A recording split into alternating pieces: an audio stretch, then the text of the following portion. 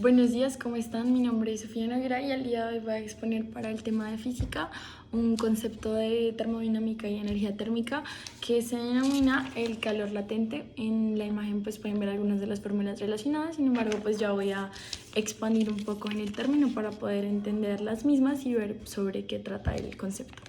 Entonces, en primer lugar tenemos que este término refiere a la cantidad de energía requerida por una sustancia para cambiar de fase o de estado, teniendo en cuenta que los estados por los que pasa la materia, los más comunes son líquido, gaseoso y sólido. Entonces, con base a eso tenemos la primera de las fórmulas, que es que el calor latente es igual a el calor proporcionado sobre la masa. Esto teniendo en cuenta que el calor pues, es una medida de energía y la masa es, digamos, la variable relacionada para poder determinar como qué, según el elemento, qué tanto calor se va a necesitar para que este cambie de fase. Y basándonos en este cambio de fase podemos reconocer dos tipos de calor latente, por decirlo así, y es de sólido a líquido, que sería calor de fusión, y de líquido a gaseoso, que sería calor de evaporación.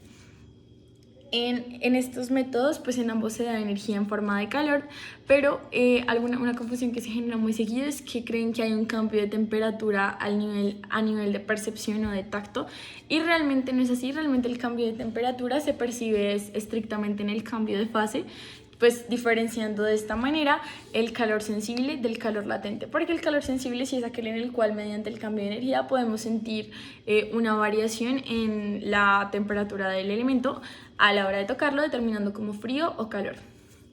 Bueno, ahora seguido a esto vamos a explicar, digamos, que algunos de los otros conceptos. Aquí pueden ver la constante del calor de fusión, constante del calor de vaporización, que son datos, cuando nos referimos a constantes, que son datos ya dados. En este caso, para el calor de fusión sería 80 kilocalorías, teniendo en cuenta que la medida que estamos pues buscando es sobre la energía térmica, y para la vaporización sería 540 kilocalorías. Y la manera de aplicar esta constante en las fórmulas es que para la fórmula de fusión se multiplicaría la constante por masa, y para la de vaporización la constante también por masa, pero pues teniendo en cuenta que hay una variación en los valores de 80 a 540. Por último, hay otro concepto que es bastante importante aprender y entender, y es el calor específico, que emplearemos para conocer en un sistema la energía térmica empleada, la energía térmica principal del sistema, porque va a ser usual que si queremos llegar al calor de un elemento, de un cambio de fase en el que haya más de una, pues vayan a haber varias medidas involucradas, pero siempre va a haber un calor del sistema en conjunto, y esta medida se conoce como calor específico. Y esta medida se conoce como energía térmica y se da por el calor específico multiplicado por la masa multiplicado por la variación de temperatura. Entonces, debemos saber que esto también se mide en varias escalas y es la cantidad de calor a suministrar para que un sistema eleve su temperatura. Entonces, podríamos decir que ese calor específico o esa medida de calor específico refiere a la capacidad térmica que tienen los elementos. Para esto es, digamos que no una constante, pero es un dato ya definido para la mayoría de sustancias o de elementos de nuestro entorno. Entonces, digamos que no va a ser un dato que tenemos que hallar, diferente a la capacidad energética, que sí se va a tener que hallar, o al calor Q. En este caso no, en este caso pues va a ser una constante ya de los elementos que pues tenemos que aprender. Digamos que algunos de los elementos que son más usados son el agua, que tiene un calor específico de 1, el aire seco o oxígeno, que es de 0.241, aluminio de 0.214, hielo de 0.5, digamos que aquí vemos una variación entre agua y hielo, a pesar de ser el mismo elemento, tienen, digamos, que una variación por estar en estados diferentes. Vidrio de 0.186 y cobre de 0.092. Ahora vamos a hacer un ejercicio práctico para poder evidenciar todos estos contextos pues digamos que en un ejercicio que nos presente datos y números para saber realmente qué datos se debe hallar cuando nos ponen un ejercicio sobre la cotidianidad. Y pues mediante este ejemplo vamos a entender de manera un poco más clara cómo funcionan todos los datos que les di anteriormente y las fórmulas que pudimos evidenciar.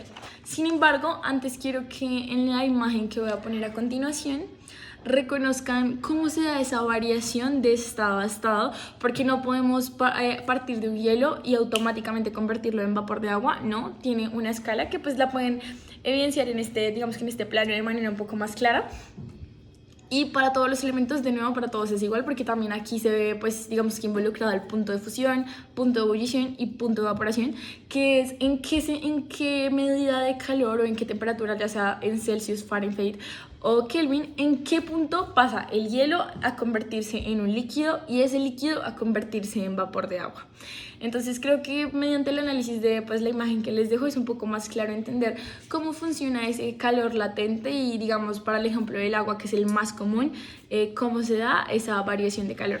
No olvidemos que cuando hablamos de variación de temperatura o variación de calor hay una manera simbólica de representarlo y es con el triángulo. Entonces si les aparece esta forma en algún tipo de digamos que ejercicio, no tenemos que complicarnos la vida ni pensar que es un ejercicio numérico más complejo, sino que es realmente la representación de variación. Y pues esa fórmula la vemos presente, como ven, en la energía térmica acá. Entonces pues es un dato importante. Y ahora sí, pues sigamos con el ejemplo para entender un poco cómo funciona el concepto. Gracias. Aquí evidenciamos, digamos que las operaciones matemáticas que se hacen para llegar al resultado que buscamos.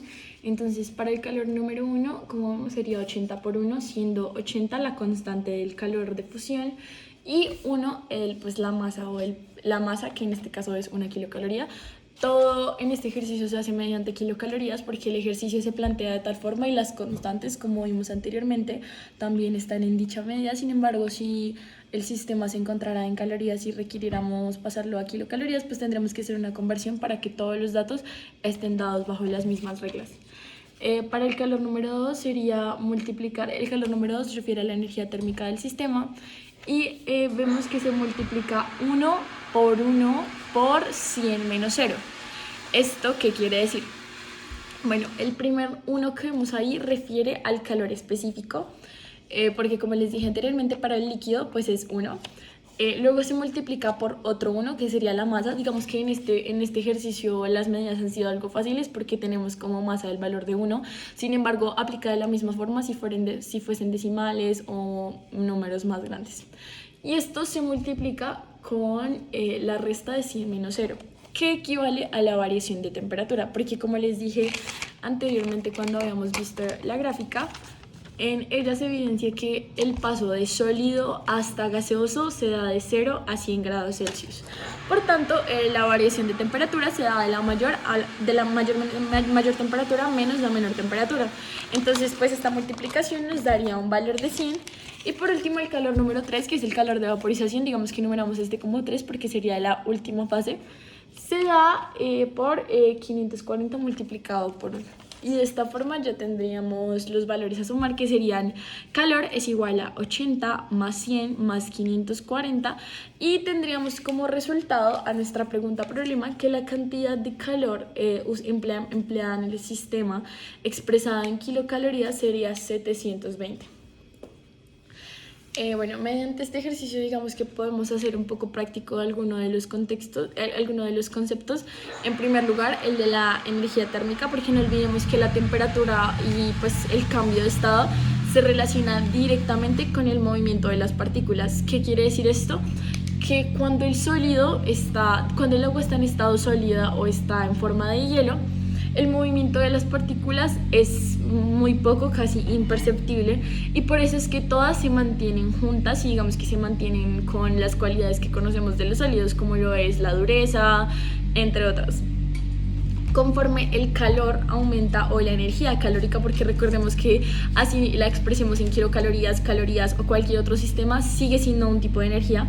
Conforme esta va avanzando, va generando mayor movimiento en las partículas. Y conforme pasa esto, digamos que se va a percibir un cambio físico, porque al moverse las partículas digamos que va a pasar de estado de fase líquida a sólida, como habíamos visto en el gráfico anterior, que por si no lo recuerdan se los vuelvo a poner. Y bueno, frente a esto pues ya vamos a tener como resultado que cuando pase a la etapa gaseosa, después de haber digamos que generado esa variación de temperatura de 0 a 100 grados Celsius, ya el movimiento de las partículas va a ser digamos que mucho más amplio, va a estar mucho más disperso, precisamente por las propiedades también que reconocemos de los gases, que estas se adaptan a su recipiente por esa misma cualidad de que todas las partículas están dispersas y en un movimiento acelerado y rápido. Entonces digamos que esta sería la manera más fácil para nosotros de comprender cómo funciona ese calor latente y cómo se da la variación de cambios de fases, principalmente para el agua o algún elemento líquido que tenga propiedades similares, ya que en la mayoría de ejercicios prácticos matemáticos pues es el que más vamos a tener presente. Muchas gracias.